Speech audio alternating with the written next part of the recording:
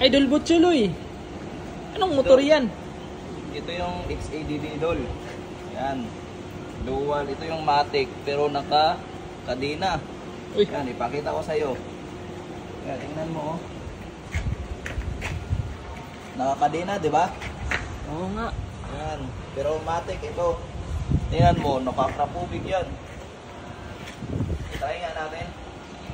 Tapos pagpaandar nito, mga idol, ito kailangan mong ano muna para yan, XADB 750 ito.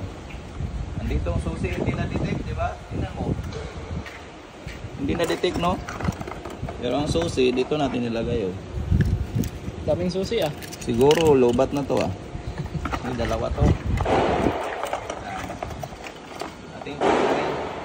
Tapos, dito yung start niya. Yan, ito yung start niya. Oh. So, pwede mo i-rev. Ipakita natin dito.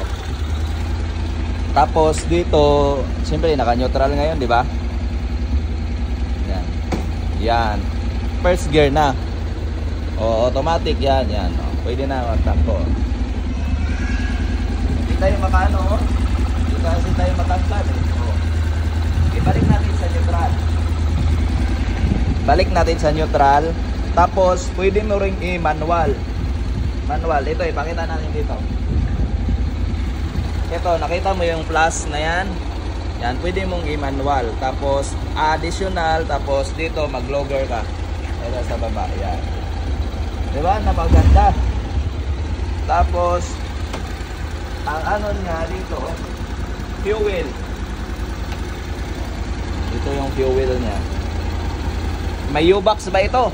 Yes, I did.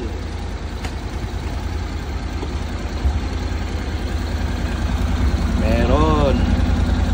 Kaya pag meron tayong sling bag, lagay lang natin dito. Yun yung kagandahan dito sa Matic na ano, XADB yan. Oh, wala ka ng ano.